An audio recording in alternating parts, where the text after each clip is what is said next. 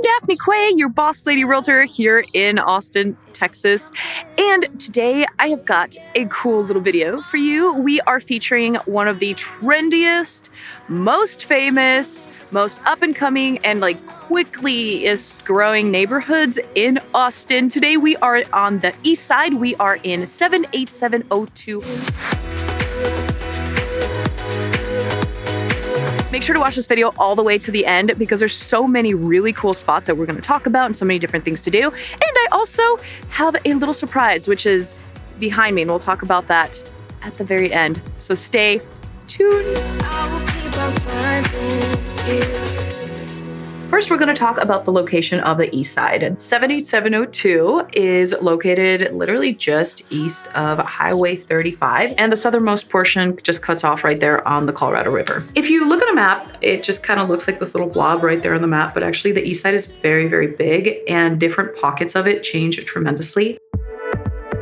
If you enter directly from the west side of the east side, so right off of 35, that portion tends to be a bit more shinier and sparkly, if you will. There's a new Whole Foods there, there's a Target, and then there's a bunch of big box restaurants and little chain stores that are right along there. All of that is on East 5th Street. If you go north of there, one block to East 6th Street, that's where you can find all the grungy bars, little coffee shops, very trendy, hole-in-the-wall looking restaurants, but they're not hole in the walls. They're actually very popular. It's funny because if you're driving along the east side, you see all these kind of little restaurants that are kind of run down looking, but still very trendy. And then you see this really beautiful white building, which is Ramen Tatsuya, and it's super elegant in there and it's really good. I highly recommend that spot.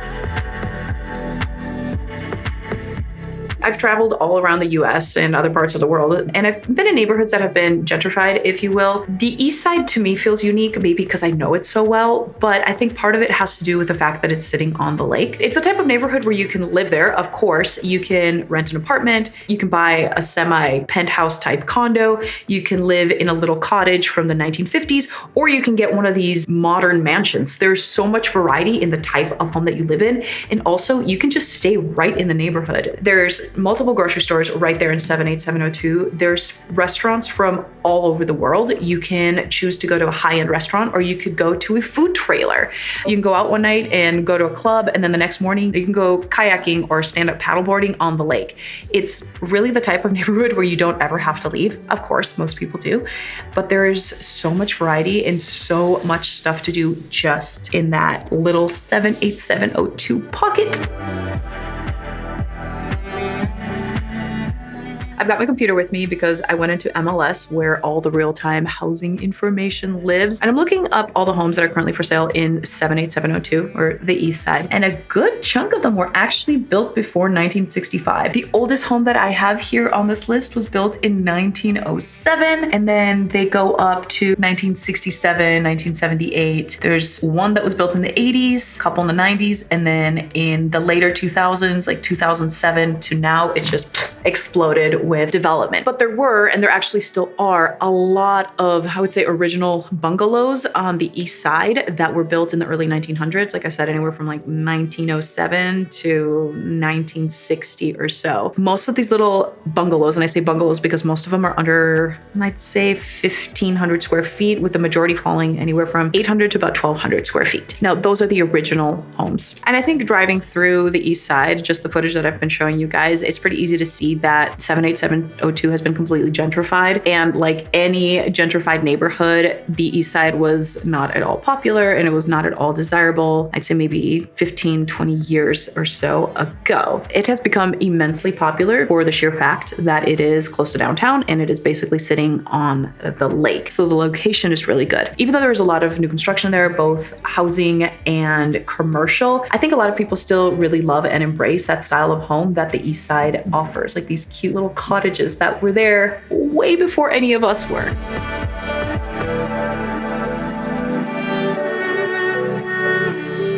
So right now we're at this new construction home, I guess you could say. And the reason I sort of hesitate is because there's actually 2 houses here. So if we look at the little front garage in this house, like here with the big roof, that's 1 unit. And then a little bit further back, there's actually another unit that's a bit smaller. This is really common actually for the east side and a couple of these like downtownish trendy neighborhoods to have 1 lot with 2 houses on it. So they're sort of like a condo. It would be like the front house and the back house have an HOA. Sometimes they don't. There's a whole lot of nuance to that, but we can talk about that in a totally different video. Anyway, there are 2 homes here behind me. The front home is just under 2,800 square feet. It is listed at $1,843,000. And then the second home is just under 1,400 square feet, and that is listed at $1,045,000. As you can see, these are really trendy looking homes. They're kind of modern. And this is a very common style for new construction on the east side. As we drive through, we'll see there are other homes very similar to this. And there's other communities that have kind of this style to them all around. At the same time, if you live on the east side, you will definitely see a ton of variety. So I'm standing at this new construction home right now. Next to it is a little older home. And then to the other side is a little church. So there's tons going on the east side. Never a dull moment. Yo, hey, okay, so before I continue, I just want to take a second to make sure that you guys can always reach out if you're thinking about buying a home or selling a home in the Austin area. Here is my contact information. I am a full-time realtor. This is what I do. I love and know Austin inside out. And I especially love working with people that find me through YouTube. I've been able to help tons of families that have found me through YouTube, and we always have a really good time. We end up finding them homes that they really love. And ultimately, we make sure it's a very tailored experience to what your needs are. So if you're thinking of selling your home or thinking of buying a home in Austin, reach out. So now I have gotten my computer once again, and I've pulled up all the homes that have sold in 78702 in the last 90 days. And I'm only including single family homes, not condos, because there are also a lot of condos there. The price ranges are all over the place, but we will narrow it down and I will give you a realistic expectation of what most homes cost. But I'm looking at the least expensive home that is on this list. This home sold in March of this year. This home was built in 1970. It was 918 square feet and it sold for $400,000, which is crazy because I'm going to tell you these other prices and you're going to realize what a deal this was. So I just scrolled down to the bottom of my page and I am looking at the most expensive home that sold in 78702 in the last 90 days. This home was built in 2019. It is just shy of 3,000 square feet. It was listed for $2 million and it ended up selling for $2,350,000, and that home closed in the end of May of 2020. So based off of these 2 examples, you can see that there's an enormous price range. I'm just going to zone in here and give you sort of like an average. I am seeing the majority of these homes though selling from the high 800s. So I'd say 875 to about 1.5 million seems to be the bulk of the price range in 78702.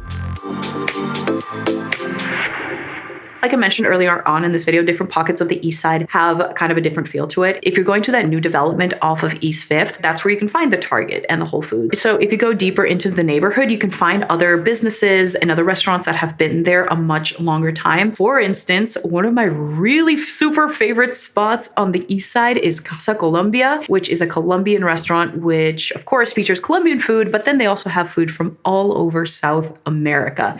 They are right there in the middle of the east side. Another spot right on East 6th Street that is not polished and that is very grungy and incredibly popular is Hotel Vegas and the Volstead. Those are kind of like bars slash almost nightclubs. I know Volstead, for instance, you go inside and it is run down looking. There's concrete floors. And then you can go in on Friday or Saturday nights and there's usually a DJ there spinning some sick tracks. I've heard anything from EDM to country to cumbia, Tejano music, top 40. There's always something going going on, and it's a really good spot to just go dance. Also, they have a really cool outdoor patio area where you can hang out, have a drink. There's always people there and you can always hear the music, and it's really awesome. And then right there on the same 6th Street, you can find Ramen Tatsuya, which of course is a ramen place that it's super good. It's very modern and beautiful. Another spot which I personally love, and we have featured this in a couple other videos, is Easy Tiger on the east side, which is in a newer building which is made to look industrial and kind of antique,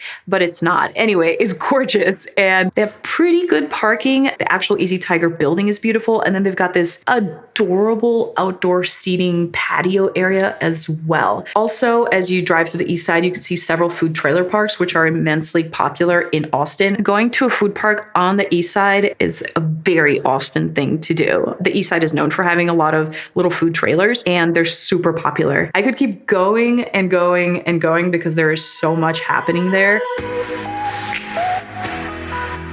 So you made it to the end of the video. Thank you for listening to instructions. Anyway, we are at one of the trailhead entrances, or one of the river trailhead entrances, if you will. I actually don't know what the technical name for it is. And of course, everybody knows that in downtown Austin, we have Lady Bird Lake. However, I think a lot of people don't fully realize that Lady Bird Lake actually extends to the east side as well. So there are also a couple entrances to the lake and to the lake trail and the river walk from the east side proper. And I'm going to show you those because they are so cool.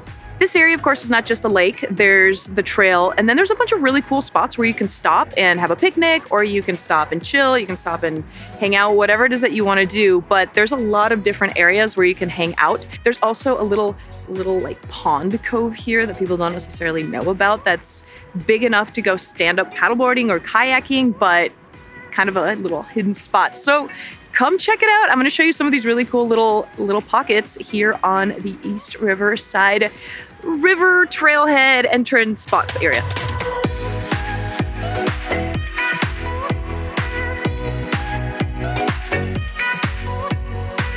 So that is all that I have got on the east side today on the 78702 neighborhood. If you guys are thinking of buying a home or selling a home here in the Austin area, feel free to reach out. Here is my contact information. I love hearing from you guys. Feel free to leave a comment. Thank you so much for watching. I'm Daphne Quay, your Boss Lady Realtor.